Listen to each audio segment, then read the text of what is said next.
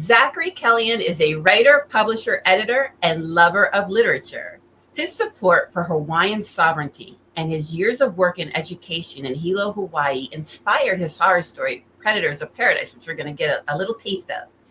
He is currently putting the finishing touches on his debut novel with the support of his incredible wife, Amy, and their perfect son, Nirvan. And I will agree he is perfect. I've seen him on social media. So you are correct, Zach. I am going to put some links in the chat for everybody. And Zach, go ahead and start when you want.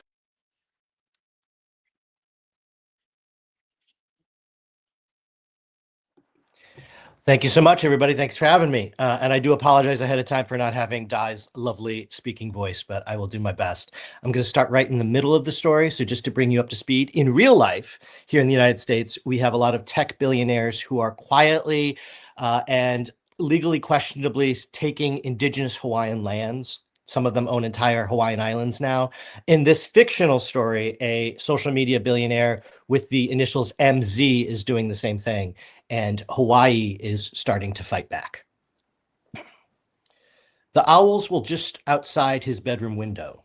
It was well past 3 a.m., and Mark Zwillinger was rigid in his bed, legs entangled in a fretful whirl of Egyptian sateen. His body ached from lack of movement, his eyes dry from staring at the spectacle outside. The only sounds, the pervasive calls of the coqui frogs, themselves aliens to this land, another kind of invasive species. But Zwillinger was fixated only on the three familiars who'd come to visit him now at the witching hour, owls in form, but acting like no kind of bird he'd ever encountered.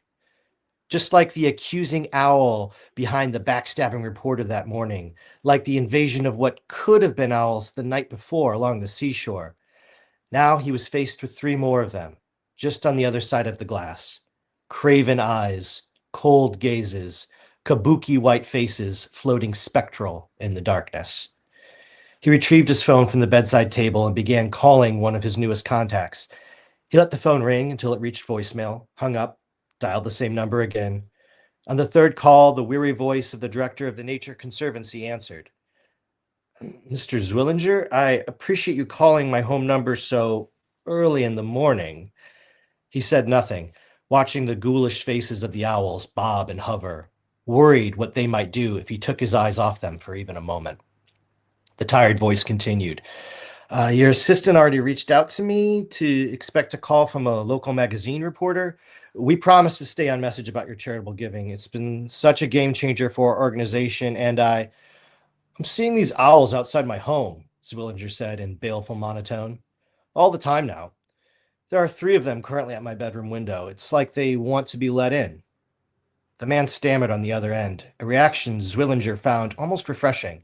In his experience, the only people more inauthentic than entrepreneurs like himself were major gift officers after his money.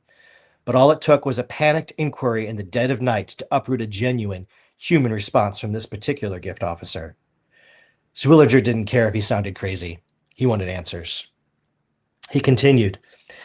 They don't even move like birds should. It's almost like they're convulsing, flying straight into windows. You called me at this hour to discuss owl behavior? It's my name that's going atop your headquarters, and my wealth that will be paying for your salary for the next few years. So yes, I'm calling to ask you about birds. His internal muscle memory reverted back to the boardroom. Or is there someone else I should be calling?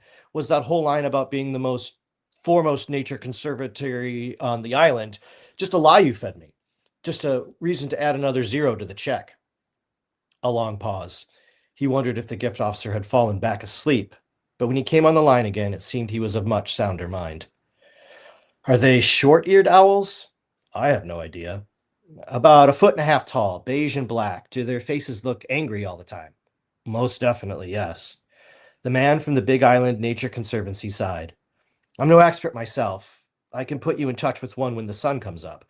But I have actually heard about what you're experiencing, specifically with the Hawaiian short-eared owl. They're calling it SOS, Sick Owl Syndrome.